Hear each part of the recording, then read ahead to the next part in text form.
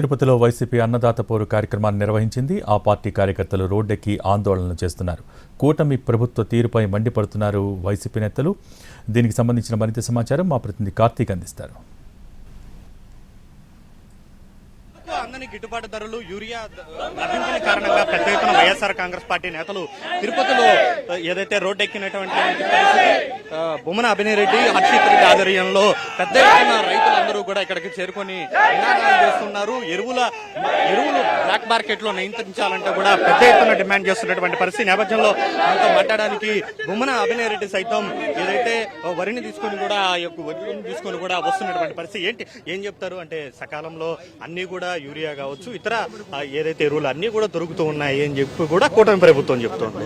తెలుగుదేశానికి పెద్దగా మద్దతు ఇచ్చేటటువంటి పత్రికలే యూరియా కొరత చాలా స్పష్టంగా ఉంది. రైతులు పిఎస్సిఎస్ దగ్గర, అలానే ప్రైవేటు దుకాణాల దగ్గర బారులు తీరిపోయి ఉన్నారన్నటువంటి విషయాలను ప్రచురించిన ప్రభుత్వంలో ఉన్నటువంటి నాయకులు గాని అధికారులు గాని యూరియా కొరత లేదు అని చెప్పడం చాలా బాధాకరం. వాస్తవ పరిస్థితులు దీనికి చాలా భిన్నంగా ఉన్నాయి. 50% యూరియా ప్రభుత్వం సరఫరా చేస్తే 50% ప్రైవేట్ షాపులు సరఫరా చేయడం అన్నది మామూలుగా జరిగేటటువంటి తంతే.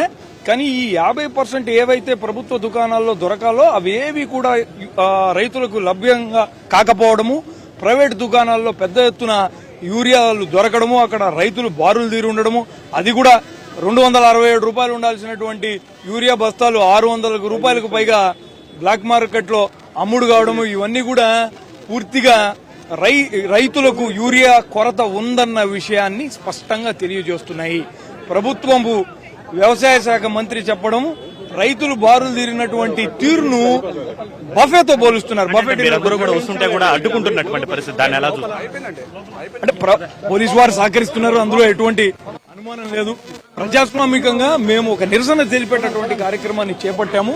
ప్రభుత్వం దృష్టికి ఈ వాస్తవం వెళ్లి ప్రభుత్వం ఇప్పటికైనా స్పందించి యూరియా రైతులకి అందజేస్తుందన్న ప్రయత్నమే ఈ ర్యాలీకి గల కారణం.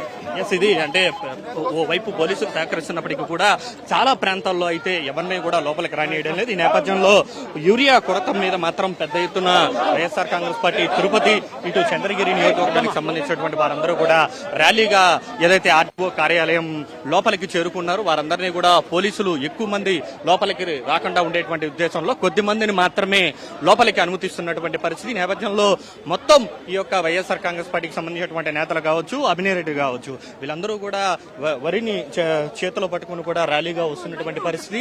మొత్తం రాష్ట్రంలో ఎక్కడా కూడా యూరియా అనేది కూడా దొరకడం లేదు. దీనికి కారణంగా రైతులు పెద్ద ఎత్తున ఇబ్బందులు పడుతూ ఉన్నారు. కాబట్టి ప్రభుత్వం స్పందించి సరైనటువంటి రీతిలో కూడా వారందరికీ కూడా న్యాయం చేయాలి. లేకపోతే మాత్రం ఇలాంటి ర్యాలీలు అనేది కావచ్చు, ఇలాంటి పోరాటాలు అనేది కావచ్చు వైఎస్ఆర్ కాంగ్రెస్ పార్టీ ఆధ్వర్యంలో పెద్ద ఎత్తున చేస్తామంటూ కూడా చెప్తున్నటువంటి పరిస్థితి. నేపథ్యంలో పోలీసులు కూడా భారీగా మోహరించారు. మొత్తం ఇటు ఉమ్మడి చిత్తూరు జిల్లా వ్యాప్తంగా కూడా చాలా మంది నేతలకు ఇప్పటికే నోటీసులు ఇచ్చినటువంటి పరిస్థితి. బయటికి ఎవరైతే ర్యాలీలు కావచ్చు వీటన్నిటిని కూడా నిషేధించినటువంటి పరిస్థితి. కేవలం తిరుపతిలో మాత్రమే అన్నారావు సర్కిల్ నుంచి నేరుగా ఆర్డీఓ కార్యాలయానికి చేరుకున్నటువంటి అభినయ్ రెడ్డి కొద్దిసేపటి క్రితమే ఆర్డీఓకి సంబంధించినటువంటి వారందరికీ ఆర్డీఓకు కూడా వినతి పత్రం అనేది కూడా అందించడం కూడా జరిగింది. కెమెరా పర్సన్ చెంచయ్తో కార్తీక్ ఎన్టీవీ, తిరుపతి నుండి.